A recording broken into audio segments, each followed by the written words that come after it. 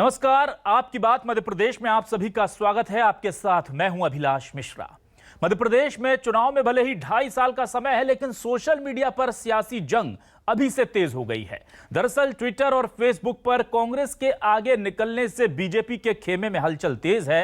हाल ही में बीजेपी के प्रभारी मुरलीधर राव ने कई दौरों की बैठक की और बीजेपी आईटी सेल को फॉलोअर्स बढ़ाने की नसीहत दी है। उधर सोशल मीडिया पर कांग्रेस के आगे निकलने पर बीजेपी ने आरोप लगा दिया है कि कांग्रेस के फॉलोअर फर्जी हैं। वहीं कांग्रेस ने भी पलटवार करते हुए बीजेपी को अपने फॉलोअर्स की जांच कराने की चुनौती दे दी है। कुल मिलाकर सोशल मीडिया मध्य प्रदेश के चुनावी जंग का नया अखाड़ा बन चुका है। आज इसी पर करेंगे आपकी बात।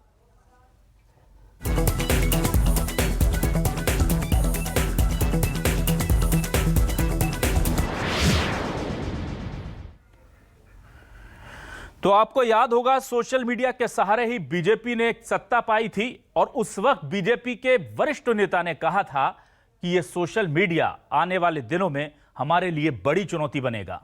क्या मध्य प्रदेश में वही हो रहा है?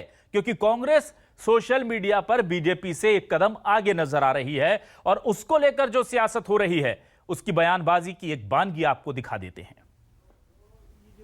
कांग्रेस के जो फॉलोअर्स हैं करीब हम भी मानते हैं, क्योंकि ये फैक्ट है, दिखता है सामने, 1,35,000 फॉलोअर्स ज़्यादा हैं मध्य प्रदेश भाजपा के हिसाब से। और ये फॉलोअर्स आप आश्चर्य करोगे पिछले 15 महीने में बढ़े। दिग्विजय सिंह जी ने अगस्त 2019 में एक ट्वीट किया, फेसबुक पे उनको बधाई दी थी कांग्रेस की टीम को कि आपके 3 लाख ट्विटर पे फॉलोअर्स हुए हैं। ये का बात है 2019 की, और मात्र 15 महीने के अंदर 6 लाख ट्विटर्स के फॉलोअर्स बढ़ गए। इतने तो अमेरिका के राष्ट्रपति भी इतना पॉपुलर नहीं है कि 15 महीने में 6 लाख ट्विटर फॉलोअर बढ़ जाए। मतलब मैं आपको बता रहा हूँ कि इनके 9,18,000 जो फॉलोअर हैं उसमें 4,40,000 फॉलोअर फेक है। जहाँ से इन लोगों ने जांचा है वहाँ से वो लोग जांच लें कि शिवराज सिंह जी के कितने फेक फॉलोअर्स हैं, नरेंद्र मोदी जी के कितने फेक फॉलोअर्स हैं, या बीजेपी फॉर इंडिया के कितने फेक फॉलोअर्स हैं।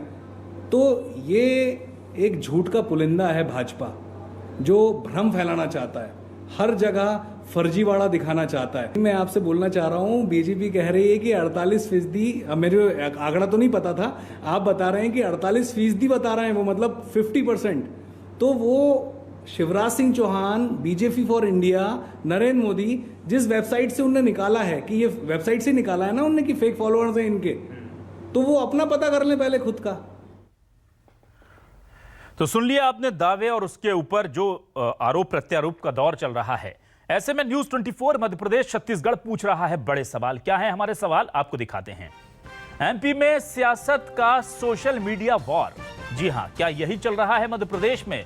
ट्विटर फेसबुक पर पिछड़ने से बीजेपी में हाहाकार। क्या ऐसे हालत हो गए हैं या फिर बीजेपी निश्चिंत है? आगे जानेंगे डिबेट में। क्या कांग्रेस ने लिया है फर्जी प्रोफाइल का सहारा? बहुत बड़ा और गंभीर आरोप है ये बीजेपी का। वर्चुअल जंग, लेकिन इसमें जनता किसके संग, ये कौन तय करेगा? इसे लेकर भी करेंगे आज आपकी बात। और आपकी बात में जुड़ने के लिए हमारे साथ कुछ खास मेहमान जुड़ चुके हैं। हम सबसे पहले अपने मेहमानों से परिचय करा दें अपने दर्शकों का। हमारे साथ जेपी धनोपिया जी जुड़ चुके हैं, कांग्रेस के वरिष्ठ नेता प्रवक्ता। धनोपिया जी, बहुत बहुत स्वागत है आपका न्यूज 24 मध्य प्रदेश छत्तीसगढ़ पर। शिवराज डाबी जी हमारे साथ जुड़ चुके हैं, प्रेसिडेंट है बीजेपी आईटी सेल के। शिवराज जी, बहुत स्वागत है आपका न्यूज 24 मध्य प्रदेश छत्तीसगढ़ पर। और हमारे साथ दिनेश गुप्ता जी, वरिष्ठ पत्रकार, किसी तारुफ के मोहताज नहीं, मध्य प्रदेश की सियासत और सियासत की हर नब्ज को समझने वाले दिनेश गुप्ता जी, आपका भी बहुत बहुत स्वागत है न्यूज 24 मध्य प्रदेश छत्तीसगढ़ पर। सबसे पहले मैं जेपी धनोपिया जी आपके पास आता हूं। कांग्रेस जो है, एक वक्त था जब कांग्रेस अगर किसी चीज के कारण पिछड़ी थी तो उसे माना जाता था कि सोशल मीडिया में पिछड़ने के कारण यह हालात हो गए हैं, क्योंकि वक्त के साथ बदलाव का अंदाजा कांग्रेस नहीं लगा पाई थी और उसे बीजेपी ने जमकर भुनाया था। सर, लेकिन 15 महीने में अचानक ऐसा क्या हो गया कि 6 लाख फॉलोअर्स आपके बढ़ गए? बीजेपी कह रही है कि इसमें से कुल आपके जो फॉलोअर्स है उसमें से 48% फर्जी हैं। क्या कहेंगे आप? देखिए अभिलाष जी, भारतीय जनता पार्टी अपनी जगह क्या कह रही है ये मुद्दा नहीं है। सवाल यह है कि भारतीय जनता पार्टी का तो सारा काम ही जो मिस्ड कॉल से बनी हुई पार्टी हो, मिस्ड कॉल से जिसकी मेंबरशिप हो, जिसका फर्जीवाड़ा इतना बड़ा हो, करोड़ों की संख्या बताते हो और बाद में करोड़ करोड़ लोग इसके लिखते नहीं है कहां पर मेंबर हैं, ये क्या हमको सलाह देंगे, क्या सीख देंगे? वास्तविकता ये है कि अभी इनके जो प्रभारी आदरणीय मुरलीधर राव जी आए, उन्होंने कहा भाई कांग्रेस की ज्यादा है, हम सत्ता में हैं, हम पीछे क्यों हैं? बस उसका बौखलाहट मिल गई। आदरणीय आईटी सेल के अध्यक्ष भाजपा के द्वारा कहा गया कि 48% लोग फर्जी है। अरे भाई, फर्जी फेक किसे बोलते हैं? जो निष्क्रिय होते हैं वो फर्जी और फेक में आते हैं। आदरणीय नरेंद्र मोदी जी के फॉलोअर्स को देख लीजिए, अमित शाह के देख लीजिए, भारतीय जनता पार्टी खुद की अपनी जो उनकी वो है वेबसाइट उसको देख लीजिए, और मध्य प्रदेश के मुख्यमंत्री शिवराज सिंह चौहान के देख लीजिए। सभी के लाखों की संख्या में 65%, 70% लोग निष्क्रिय हैं। और ये निष्क्रिय होने का उदाहरण तो आप देख चुके हैं। आरएसएस के आदरणीय सर संचालक मोहन भागवत जी हैं, उनको भी हैक कर बंद कर दिया गया था कि साहब आप निष्क्रिय हैं, फर्जी माना गया था। तो ये एक सिर्फ अपनी बात को करने के लिए, चूंकि सत्ता में है, ये इनसे देखा नहीं जा रहा क्यों है। वास्तविकता ये है, कांग्रेस पार्टी में आदरणीय कमलनाथ जी के नेतृत्व में जो नीतियां हैं, जो जनहितैषी नीतियां हैं, वो आगे बढ़ाई जाती है, जो बात रखी जाती है, जनता जुड़ती है, जनता उसमें बात करती है। मैं आपको एक छोटा सा उदाहरण देना चाहता हूं कि कांग्रेस के और भारतीय जनता पार्टी के उसमें जो कांग्रेस का स्कोर है वो 86 है और भाजपा का ऑलरेडी 62 है। जो हमारे जो रीट्वीट होते हैं उससे उनके 23 आते हैं, हमारे 136 आते हैं। आप इससे अंदाज लगाइए कि कांग्रेस पार्टी की नीतियों को लोग स्वीकार कर रहे हैं, क्योंकि हर आदमी विपक्ष की बात को सुनता है, क्योंकि विपक्ष सही कहता है और भारतीय जनता पार्टी घोषणाएं करती है, झूठी जानकारी देती है, लोग उसको देखना ही पसंद नहीं करते। तो वो धरातल पे होकर स्वीकार नहीं कर रहे हैं इस बात को। ये मुद्दा बना रहे हैं साहब कांग्रेस ऐसा किया। अरे भाई, कांग्रेस पार्टी निश्चित रूप से दिन रात इस बात को काम कर रही है, हमारे ऊपर है। अगर फेक है, हमारे फेक है तो आपके भी फेक होंगे। ऐसा तो है नहीं फेक सिर्फ कांग्रेस की पार्टी है, भारतीय जनता पार्टी में फेक नहीं हो सकते। इसलिए मैं ज्यादा स्पष्ट नहीं कर सकता इस बात को, क्योंकि मैं ईमानदारी साथ कहना चाहता हूं कि मैं आईटी का आदमी नहीं हूं, आईटी के बारे में मुझे कोई जानकारी नहीं है। मैं कानून का विद्यार्थी हूं, कानून की बात करता हूं। जो लागू होगा वो सबके ऊपर होगा। अगर इनके ऊपर है तो हमारे ऊपर भी है, हमारे ऊपर है इनके ऊपर भी लागू है। इसलिए दूसरे की तरफ उंगली उठाने के पहले हम देखें 4 उंगली हमारी ओर उठ रही है। ये अपनी संख्या बढ़ाएं, अपने लोगों की तादाद बढ़ाएं, अच्छे ट्वीट करें, अच्छी जानकारी दें, इनके फॉलोअर्स बढ़ेंगे, उसमें क्या दिक्कत? ठीक है, शिवराज जी का रुख करता हूं। शिवराज डाभी जी हमारे साथ मौजूद हैं, प्रेसिडेंट हैं बीजेपी आईटी सेल के। शिवराज जी, दुनिया की सबसे बड़ी पार्टी मध्य प्रदेश में 15 सालों से आप लोगों का सत्ता रही, एक 1.5 साल के लिए दिक्कत हुई, फिर वापस सत्ता में हैं, सबसे बड़ा संगठन आपके पास, सोशल मीडिया पर क्यों पिछड़ रहे हैं सर?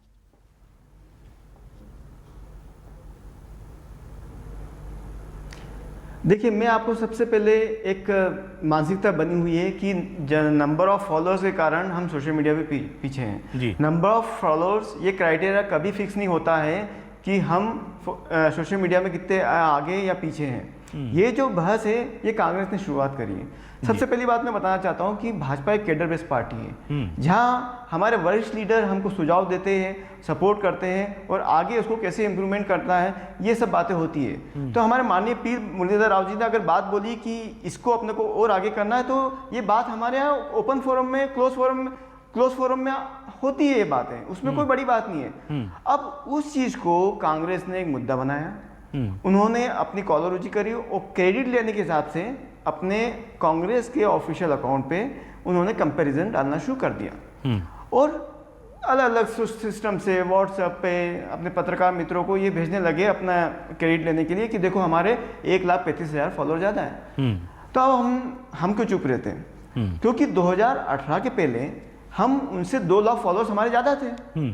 हमने कभी सोशल मीडिया पे या इस तरह से स्टेटमेंट कभी नहीं दिया कि हम कांग्रेस से आगे, हमने कभी नहीं दिया। आज की तारीख में भी आप देख लीजिए, फेसबुक पेज पे भाजपा के 2 लाख फॉलोअर्स ज्यादा है कांग्रेस से, पर हमने कभी इस तरह का क्रेडिट नहीं लिया। अब जब उन्होंने जंग शुरू कर दी तो फिर हमने भी एनालिसिस शुरू किया, फिर हमने उनकी डिटेल निकाली। जब डिटेल निकाली तो बड़ा आश्चर्य हुआ हमको भी, हमने भी कभी सोचा नहीं था कि ऐसा कभी हो सकता है। हमने जो देखा 48% फॉलोअर्स फेक, और फेक का क्राइटेरिया क्या होता है मालूम है आपको? जिनके ज़्यादातर फॉलोअर्स जो अकाउंट रहते हैं वो 0 से 5 के बीच में है, जो हजारों फॉलोअर्स ऐसे निकले हैं जो इनएक्टिव है, जिनका काम है सिर्फ रीट्वीट करना पर पोस्ट नहीं करना, और ऐसे हजारों फॉलोअर्स मिले जिनके प्रोफाइल में पिक्चर ही नहीं है, और ऐसे हजारों प्रोफाइल मिले जिसमें एक कम्युनिटी के लोगों के नाम हैं, और ये हमको आश्चर्य हुआ कि उर्दू में नाम है। तो उर्दू वाले नाम तो कहाँ आपको पाकिस्तान और अरब में मिलेंगे ऐसे फॉलोअर्स? तो जब इस तरह के हमने देखा तो अब हमको ऐसा लगा कि नहीं, अब दुनिया को मालूम होना चाहिए कि कांग्रेस का धरातल ये है। और भाजपा, एक बार बता दें, हम नंबर ऑफ फॉलोअर्स पे बिलीव नहीं करते हैं, हम एक्चुअल फॉलोअर पे बिलीव करते हैं, और यही कारण है कि हम मुद्दों पे बात करते हैं, हम सटीक बातें करते हैं, ना कि नंबर ऑफ रिट्वीट कितने हुए। अब मैं कांग्रेस से सवाल पूछता हूँ कि आपके 9,18,000 फॉलोअर्स हैं, बहुत अच्छी बात, आप अपने निकाल के देख लो अभी हिस्ट्री, आपके ट्वीट जो होते हैं क्या 100 से ज़्यादा क्रॉस होते हैं आपके रिट्वीट, और कमेंट आते हैं क्या उसमें? नहीं आते। तो क्या कारण है? 0.01% आपके रिट्वीट होते हैं इतने 9 लाख फॉलोअर्स में इतने कम परसेंटेज, तो दाल में तो कुछ काला है। और दूसरा मेरी बात है, आखिर कांग्रेस किस एजेंडे के काम कर रही है? किसी वर्ग विषय के नाम से इतने फॉलोअरशिप बनाना, किसको वो अपना आकर्षण दे रही है, किसको वो ल्यूर कर रही है? ये सब कांग्रेस को सोचना चाहिए। ये गंभीर आरोप हमने लगाया है, ये चर्चा हमने शुरुआत करी है, कांग्रेस को अपने धरातल पे आना चाहिए। और मैं आपको बता देना चाहता हूँ कि चुनाव नंबर ऑफ फॉलोअर्स पे नहीं लड़ते हैं। अगर ऐसा कभी होता है तो इलेक्शन कमीशन की जरूरत नहीं होती है। चुनाव होते हैं मुद्दों पे और जनता तक अपनी पहुंच पे होते हैं। अगर ऐसा ही कुछ होता तो आज 28 उपचुनाव हुए हैं नंबर ऑफ फॉलोअर के हिसाब से, तो इनको अभी पूरी 28 सीट ले लेना चाहिए, पर कांग्रेस धरातल से बिल्कुल गायब हो गई है। तो मेरा ये कहना है कि ये गलतफहमी दूर कर लें और खूब खुश होने की जो प्रवृत्ति है कांग्रेस की वो दूर कर लें। इसी में उनके अस्तित्व का वो रहेगा, उनका ठीक है, बने रहेंगे वो लोग। दिनेश जी, क्या बीजेपी जो कह रही है सही है कि कांग्रेस खुशफहमी में है और गलत खुशफहमी में है, या आपको लगता है कि ये बीजेपी के लिए अलार्मिंग सिचुएशन है? क्योंकि ये बार बार कहा जाता था कि जिस सोशल मीडिया को पतवार बनाया है बीजेपी ने, आने वाले दिनों में वही सोशल मीडिया बीजेपी के गले की फांस बन सकता है। और अब हम देख भी रहे हैं ट्विटर से जिस तरह का टकराव हो रहा है, फेसबुक के एनालिटिका को लेकर के जिस तरह से आरोप लगे थे केंद्रीय नेतृत्व पर, हर जगह देखते हैं कि जब भी सोशल मीडिया का जिक्र होता है तो वहां पर एक टकराव की, मतलब कि दोस्त की बजाय विरोधी, परस्पर विरोध की जो ज्यादा बातें होती हैं अब बीजेपी के साथ, कैसे देखते हैं आप?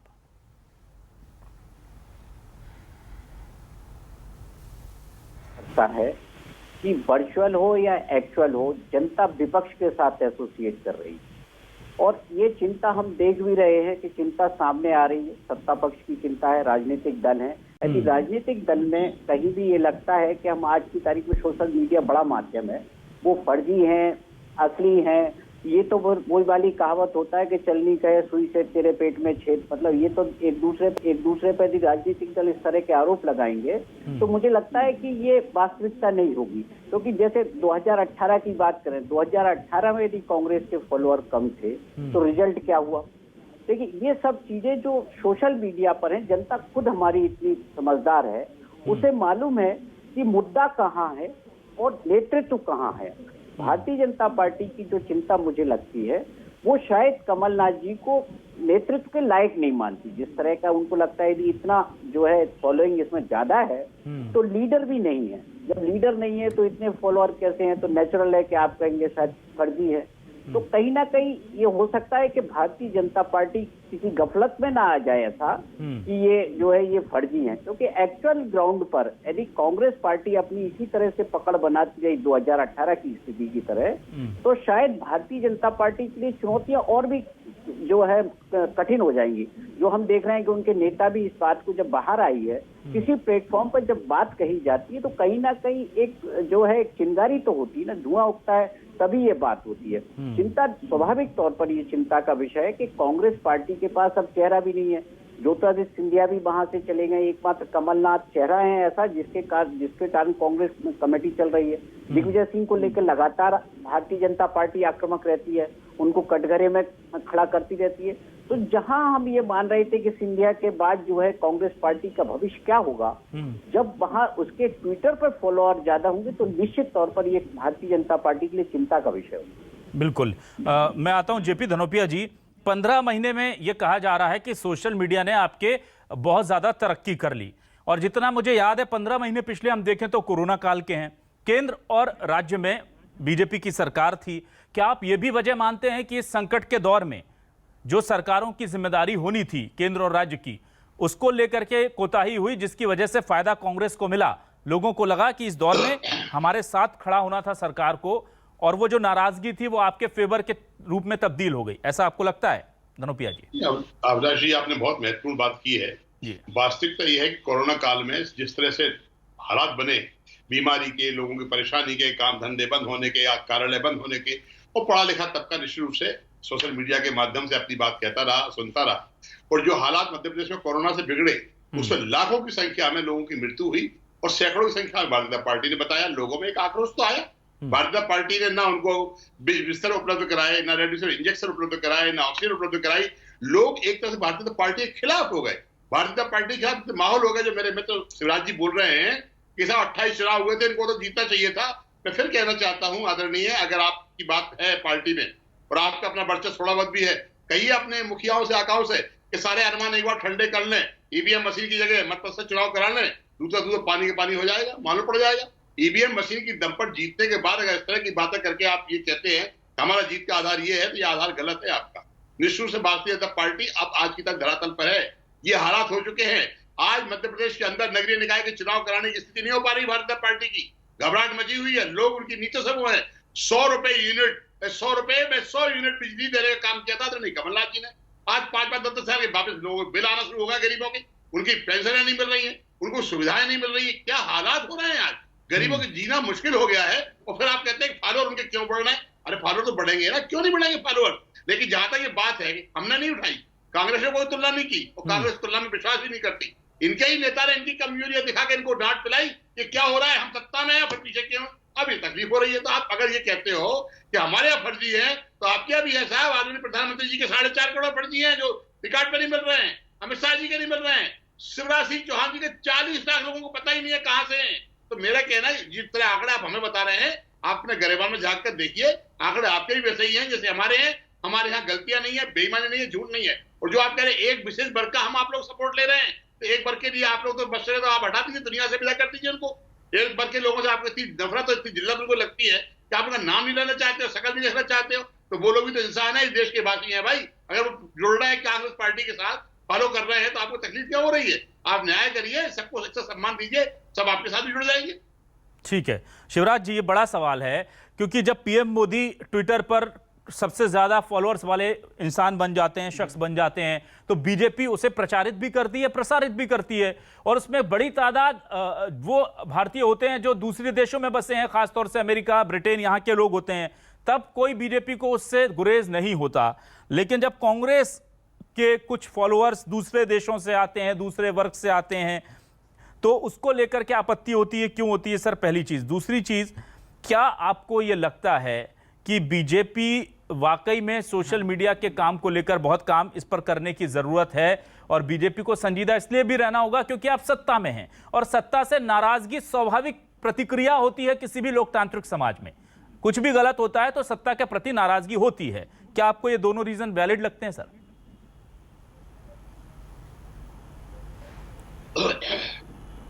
जी, मैं आपकी बात से सहमत हूँ। धनोते जी एक वरिष्ठ नेता हैं, काफ़ी नॉलेज भी रखते हैं सब चीज़ों का। तो पहले तो उनकी एक बात का मैं जवाब देना चाहता हूँ कि हम मानते हैं कि कोई विशेष वर्ग के फॉलोअर्स हो, अमेरिका में, कनाडा में, यूरोप में हो, पर जब वो पाकिस्तान, अरब कंट्री और सीरिया के जो होते हैं वो जो फॉलो करते हैं, तो उस पर हमारा क्वेश्चन मार्क है कि वो कहाँ से आ रहे हैं।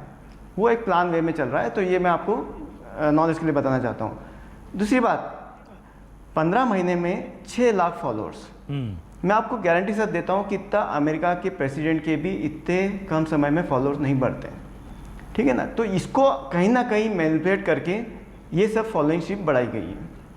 रही बात अलग मुद्दों की, कुछ पॉलिटिकल मुद्दे होते हैं। कोरोना काल में क्या हुआ, तो हम कोरोना काल में क्योंकि हम सरकार में हैं, तो हमारा तो पर्पस ये होता है कि ज़्यादा से ज़्यादा लोगों तक जो हमने सेवाई संगठन के कार्यक्रम करें, ज़्यादा से ज़्यादा जो हमने वैक्सीनेशन की अभियान चलाए, हम उन पर ज़्यादा फोकस करते हैं।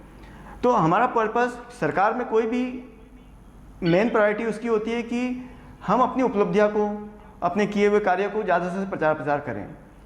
आप अंतर देखेंगे कांग्रेस और भाजपा के रोज ट्वीट जो होते हैं, कांग्रेस बस एक ही चीज़ों में उलझी है।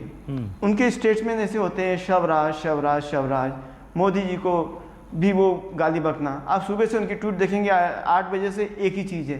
तो जनता कुछ उनको फॉलो करती है, तो वो उस पर वो नेगेटिव इफेक्ट जा रहा है उनका। वो सोच रहे हैं कि हम बहुत तीखा वार कर रहे हैं, क्योंकि वो मुद्दों पे नहीं कर रहे हैं। तो मेरा ये कहना है कि आप ये गलतफहमी दूर कर लीजिए कि कांग्रेस बहुत आक्रामक है और उनकी जनता तक रीच है।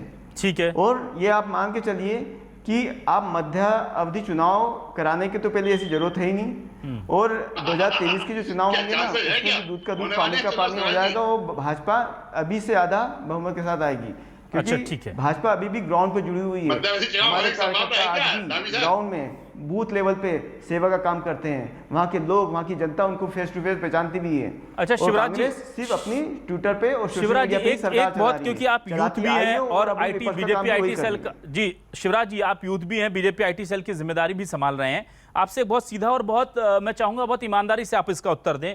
क्या आपको लगता है कि सोशल मीडिया के फॉलोअर्स या सोशल मीडिया पर आपकी किसी पार्टी की परफॉर्मेंस सीधे रिफ्लेक्ट करती है वोटर्स को, वोट को, चुनावी परिणामों को? आपको क्या लगता है, क्योंकि आपके पास सोशल मीडिया के बारे में महारत है, मैं आपसे जानना चाहता हूं इतने सालों में क्या आपको लगा, क्या ये जो चीजें होती हैं रिफ्लेक्ट करती हैं परिणामों में?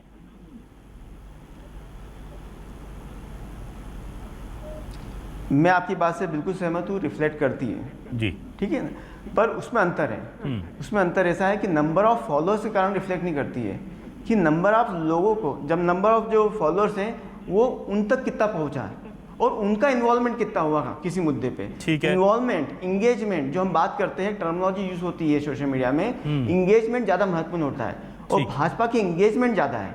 ठीक है, हमारे फॉलोअर्स का में ये डजेंट मैटर, इंगेजमेंट इंपॉर्टेंट होता है, ये सोशल मीडिया का महत्वपूर्ण होता है। ठीक है दिनेश जी, ये जो सोशल मीडिया का नया तरीका है जिसके जरिए अब चुनावी बिसात बिछती है और शेयर मात होती है, आप कितने इससे इत्तेफाक रखते हैं? क्योंकि अभी भी ये माना जाता है, भले ही सोशल मीडिया और आईटी ने बहुत ज़्यादा तरक्की कर ली हो हिंदुस्तान में, लेकिन एक यूथ में भी कुछ एक 2-4 साल के एज ग्रुप के लोगों को अगर हम पर्टिकुलर ले लें उस बैंड के, उसके अलावा बहुत ज़्यादा लोग कहते हैं कि सोशल मीडिया से प्रभाव नहीं होता।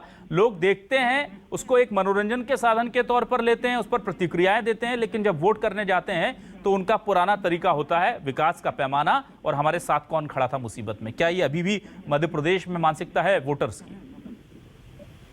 ये देखिए अभिलाष जी, जो यूथ है, जिसे बेसिकली किसी आपको बहुत सारे ऐसे मिल जाएंगे जिन्हें इतिहास की जानकारी नहीं होगी, जिन्हें मुद्दों की जानकारी नहीं होगी या रीडिंग हैबिट्स नहीं होगी, जो सोशल मीडिया पर ज्यादा समय व्यतीत करते हैं, तो उनके लिए कहीं ना कहीं ये जो जिस तरह के मुद्दे आते हैं उन पर डिबेट के लिए अपने एज ग्रुप के लिए बीच में एक परसेप्शन तो बनाते हैं, बहस का एक प्लेटफॉर्म तो उपलब्ध कराते हैं, इससे हम इनकार नहीं कर सकते। और जो पिछले जो चुनाव परिणाम हमने अनेक जगह पे देखे हैं और इसका असर भी हमने देखा है कि कहीं ना कहीं माहौल बनाने में, एक राजनीतिक विशेष के पक्ष में माहौल बनाने में या किसी मुद्दे विशेष के पक्ष में माहौल बनाने में इसकी बहुत बड़ी भूमिका होती है। तो ये जो सोशल मीडिया है, ये चिंता का विषय इसलिए है कि जो फ्लोटिंग वोटर है जिसको आप कहते हैं, वो उसको तो प्रभावित करता है। इसलिए आप देखिए कि किसी भी चुनाव के पहले 4, 6, 8 महीने पहले से एक कैंपेन स्टार्ट होता है। किसी भी राज्य में चुनाव होगा तो वो कोई भी कैंपेन हो सकता है, अरब देश के लोगों को लेके हो सकता है, हिंदुस्तान के लोगों को लेके हो सकता है। तो वो एक कैंपेन स्टार्ट होता है जो हमको बिल्कुल पीक पर जाके ये दिखता है कि ये मुद्दा जनरेट हो गया और बेसिकली वो आम जनता के बीच में वो मुद्दा नहीं होता, वहां जाति भी मुद्दा होती है और विकास भी मुद्दा होता है। तो जो हम देखते हैं जो विकास इसमें कहीं ना कहीं पीछे छूट रहा है, जो मुद्दे हुआ करते थे अब वो कहीं ना कहीं पीछे छूटते जा रहे हैं सोशल मीडिया के कारण, जो निश्चित तौर पर हमारे लोकतंत्र के लिए कोई बहुत अच्छा संकेत नहीं होता। जब हम विकास नहीं होगा तो शायद जो चुनावी राजनीति है उसका चेहरा है वो पूरी तरह से बदल जाएगा और मुद्दे भी फिर बदलते रहेंगे। बिल्कुल दिनेश जी, बहुत काम की और बहुत टू दी पॉइंट बात आपने कही कि वाकई में जब हम भी देखते हैं, और धनुपिया जी मुझे लगता है आप भी इस बात को लेकर के इत्तेफाक रखते होंगे कि हम देखते हैं सोशल मीडिया पर जो रिएक्शंस होते हैं वो पोलराइज्ड होते हैं, वो कम्युनल होते हैं, ज़्यादातर मुद्दे इस तरह की चीज़ों के होते हैं। जबकि जब नॉर्मली सियासत को लेकर के बात होती थी चौक चौराहों पर या चुनावी जो पुराने पारंपरिक तरीके थे, तब विकास की बात होती थी, पुल की बात होती थी, नौकरी की बात होती थी। इस पर अब उतना ध्यान नहीं जाता। तो क्या आपको लगता है कि एक ये भी बड़ा टर्नआउट हुआ है सोशल मीडिया के आने से, और ये भी इसको लेकर के कांग्रेस को अपनी रणनीति बनानी होगी? अभिलाष जी, मैं आदरणीय दिनेश गुप्ता जी की बात से पूरी तरह से सहमत हूँ। ये सोशल मीडिया की बात है, सोशल मीडिया तक सहमत होकर रह जाती है, वो सिमट जाती है। जब वास्तविकता इसे आती है, जब मतदान की बात आती है, तब व्यक्ति देखता है कि विकास की आवश्यकता है या विकास हुआ है या विकास होने के कितना स्कोप है। ये सारी बातों को देखते हैं, सरकारी कामकाज को देख रहे हैं, विपक्ष की भूमिका को देखा जाता है, उसके बाद ये देखा जाता है कि उन संभावनाओं में किससे बेहतर उम्मीद दिख रही है, उसके पक्ष में मतदान होता है। सोशल मीडिया एक पब्लिसिटी के लिए, प्रोपेगेंडा के लिए बहुत अच्छी चीज है। आगे बढ़ाने के लिए किसी चीज को आप 5 मिनट डालिए, मालूम पड़ा कि 5 मिनट के अंदर पूरे देश के अंदर घूम जाती है। लेकिन वास्तविकता यह है कि विकास तो आज भी मुद्दा है और विकास की दम पर ही चुनाव होते हैं और विकास के लिए ही आदमी व्यक्तिगत तौर पर आवश्यकता महसूस करता है। ठीक है शिवराज जी, मैं आपसे जानना चाहूंगा, फेक हैं रियल हैं ये तो चूंकि आप बोल रहे हैं, कांग्रेस जाहिर सी बात है इसका खंडन करेगी, लेकिन जो भी है ऑन पेपर जैसे वोट होता है ना कि एक बार चुनाव का परिणाम भले एक वोट ज्यादा हो किसी भी तरीके से हो, जीता तो वही कहलाता है जिसके पास नंबर्स होते हैं। सोशल मीडिया भी आजकल नंबर्स पे चल रही है सर, कितने लाइक हैं, कितने रीट्वीट हैं, कितने फॉलोअर्स हैं, तमाम चीजें, कितने वीडियो अपडेट हो रहे हैं, कितने चीजें जनरेट हो रही हैं। तो क्या आपको लगता है क्या रणनीति आप बनाने जा रही है बीजेपी ताकि तेजी से ये जो तोहमत लगी है कि हम कम है पीछे हैं उसको दूर करेंगे?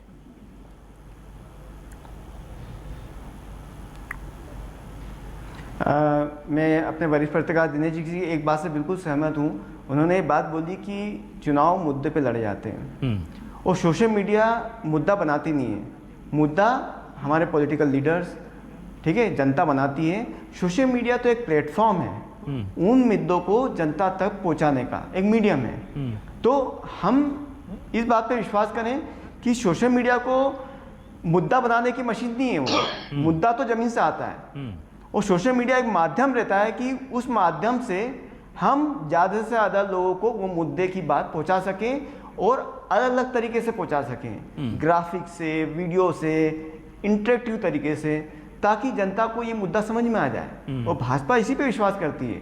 अगर वैक्सीनेशन पे अगर बात होती है तो हम सरल भाषा में जनता तक पहुंचाते कि वैक्सीन लगाना जरूरी क्यों है, ठीक है। अगर कोई ऐसी बात होती है जैसे बीच में किसान आंदोलन की बात हुई थी तो हमने किसान आंदोलन तक जनता तक पहुंचे उसको सरल भाषा में, ना कि कानूनी भाषा में। तो सोशल मीडिया एक बहुत बड़ा प्लेटफॉर्म है, सरल भाषा में सिंप्लीफाई करके ज्यादा से ज्यादा यूजर फ्रेंडली होके उसको जनता तक पहुंचाने का। दिनेश जी, बहुत संक्षेप में मैं आपसे जानना चाहूंगा, बीजेपी और कांग्रेस के इस वर्चुअल लड़ाई में कौन भारी आपको दिख रहा है और इसका कितना फायदा आने वाले चुनावों में नजर आ सकता है? बहुत संक्षेप में सर। अभिलाष जी, चुनाव तो अभी दूर है, लेकिन जो मैं ये कहूँ कि जो एक संगठित पार्टी है, कार्डर बेस्ड पार्टी है, यदि वो पिछड़ रही है आप तो निश्चित तौर पर उसके लिए ये चिंता का विषय। कांग्रेस पार्टी इतनी ऑर्गेनाइज नहीं है। यदि भारतीय जनता पार्टी का कैडर रीट्वीट करता है, ट्वीट करता है और उसके जो है एक ट्रेंड भी करने लगता है और लेकिन फॉलोअर कम है, तो निश्चित तौर पर भारतीय जनता पार्टी के लिए ये चिंता का विषय है। और इस पर मुझे लगता है कि आने वाले दिनों में भारतीय जनता पार्टी जो पिछड़ रही है उसको अपने आप को आगे बढ़ाने की कोशिश जरूर करती नजर आएगी। ठीक, तो चुनाव मैनेजमेंट में बीजेपी हमेशा बहुत आगे चलती है, इसको लेकर कोई दो राय नहीं। एक बार जब सोशल मीडिया को जिस तरह से हथियार बना करके सत्ता में आई है बीजेपी, उसके बाद अगर पिछड़ रही है तो अभी बहुत लंबा वक्त है और उस बहुत वक्त है उसको अपनी गलतियों को सुधार लेने का। ऐसे में कांग्रेस जिस माहौल को बना करके अभी इस वक्त कंफर्टेबल पोजीशन में है, अब देखना यह होगा कि वो कितने दिनों तक इसे बरकरार रख पाती है। वर्चुअल जंग में जनता किसके संग है ये तो आने वाला वक्त बताएगा, लेकिन हाँ, ये जो नंबर्स ऊपर नीचे हो रहे हैं ये सियासी पार्टियों की सांसों को भी ऊपर नीचे कर रहे हैं। शिवराज जी, बहुत बहुत शुक्रिया आपका आने के लिए। जेपी धनोपिया जी, आपका भी बहुत बहुत शुक्रिया वक्त देने के लिए। और दिनेश गुप्ता जी, आपका भी न्यूज़ 24 मध्य प्रदेश छत्तीसगढ़ से जुड़ने के लिए बहुत बहुत शुक्रिया। आज आपकी बात मध्य प्रदेश में बस इतना ही।